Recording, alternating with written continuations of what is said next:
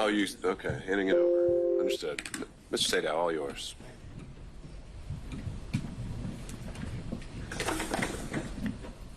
I'm going to do rebuttal, specific rebuttal. One, state somehow makes an argument that we should have asked Mr. Wade questions about his relationship and his communications with Mr. Bradley when they objected over and over and over. And Wade's counsel objected over and over and over, claiming that everything that Bradley was told by Wade was attorney-client privilege. Your Honor made determinations thereafter to Bradley. We didn't get the opportunity to call Mr. Wade back to the stand. So to claim that you can't impeach him because you didn't ask him when they objected to us asking him is obviously a false position to take, as disingenuous as it can be.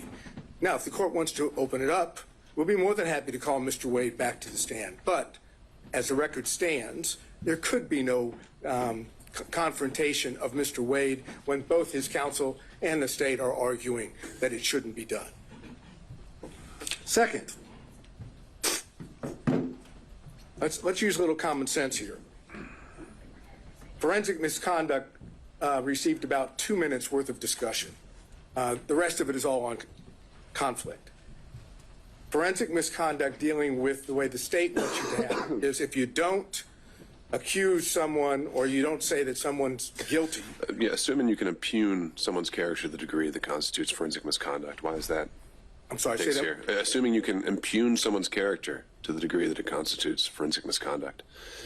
I think that I guess the state's primary position was that they weren't talking about you at the church. Right. And if you go listen to it and watch it, it starts off by saying, why does Commissioner Bridget Thorne and so many others, and then it refers to they attack him for being black. They attack him, not anyone else, just they attack the black man. They're not talking about Miss Thorne or Marjorie Taylor Greene. They're talking about us. And you know how everybody knows that? Because not a single story from the media reported anything other than Fani Willis accused the defense and defendants of being racist. Now here's the common sense part of this. If you follow the state's position on forensic misconduct, Fani Willis could all day long talk about race. She could say the defendants, I'm not saying they're guilty or not guilty, but they're racist. They're racist. They're racist. And according to the state's position on forensic misconduct, that wouldn't be a problem. Obviously, that makes no sense whatsoever. The issue here that we've dealt with on forensic misconduct is not simply the church speech. It's why she did it, how she did it, calculated, and all the other things that we talked about with the testimony of Wade and Willis in this case. Let's go to the relationship issues and the cell phones briefly. No one knew that there was a relationship between Wade and Willis, according to Wade and Willis. Not a soul was ever told that they were dating or that there was an intimate relationship, ever. They concealed it from all parties, from Daddy. Daddy didn't even know they had a relationship. Suggest that somehow in the beginning of 2021, January to whatever it was into April, that they couldn't have met in Hapeville. They didn't meet anywhere that would allow the public to see them. That's the reason why they were meeting at Yertes, because no one else was ever there. Remember the testimony? Who else was there besides Mr. Wade and Miss Willis? Both of them agreed. No one ever went there except them. They didn't go to where Daddy was in Miss Willis's house because Daddy was there and Daddy would know. No other prosecutors knew. No one knows except who?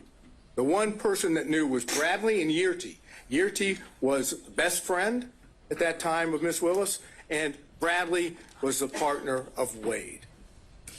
Now,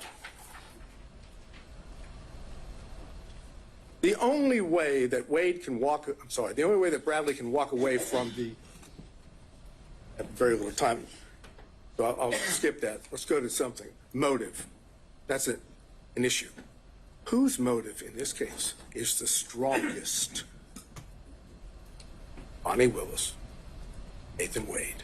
Because if they testify truthfully on every point, what happens if the relationship started before November 1st?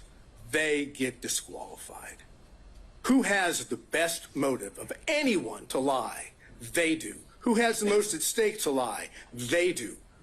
Who wants to stay on this case for whatever the financial reason may be? They do. And All right. Thank you, Mr. Sadow. There it is. All right. Thank you, everybody. I think has been very much made clear by the argument and the made today is that there are several legal issues to sort through, several factual determinations that I have to make.